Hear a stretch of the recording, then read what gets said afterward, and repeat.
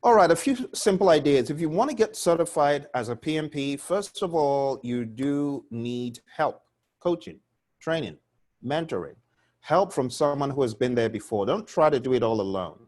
That's not the best use of your time. So you want someone like me that's been there, done that. I got certified in 2005, and since I got certified, I've helped hundreds and thousands of people to get certified as PMPs. I have 6 PMI certifications, and I have done this so many times. So if this sounds like something you want to do, I want to advise you to visit the website praizion.com. That's Praizion.com, and sign up for training with us, and we'll help you get there. Now, for those of you that are already on the journey, I want to give you a quick tip as you study for the exam. And my quick tip for today is really how you study.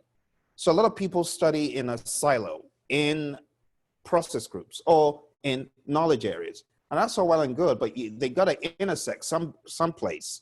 And the intersection points are so many that if you do not focus on possibilities of these interconnection points, you will miss out on an important opportunity as you prepare for the exam to begin to unravel what they could ask you. They could ask you a number of things.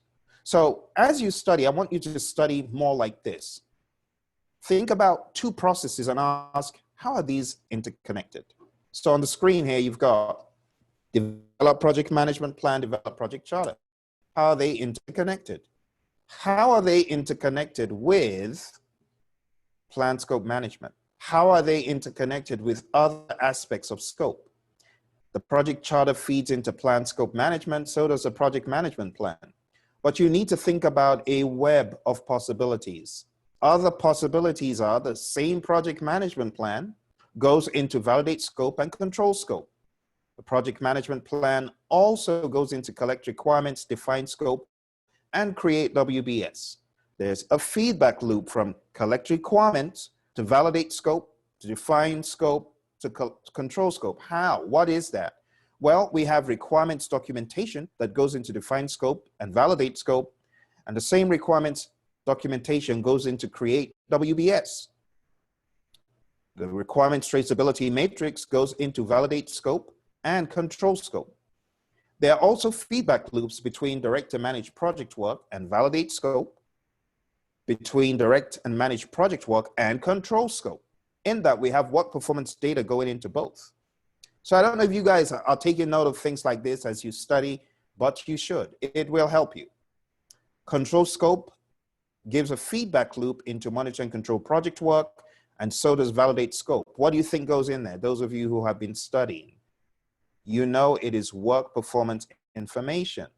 So there are many, many feedback loops, my friends. As you study, you want to begin to identify these feedback loops. Don't think in a silo.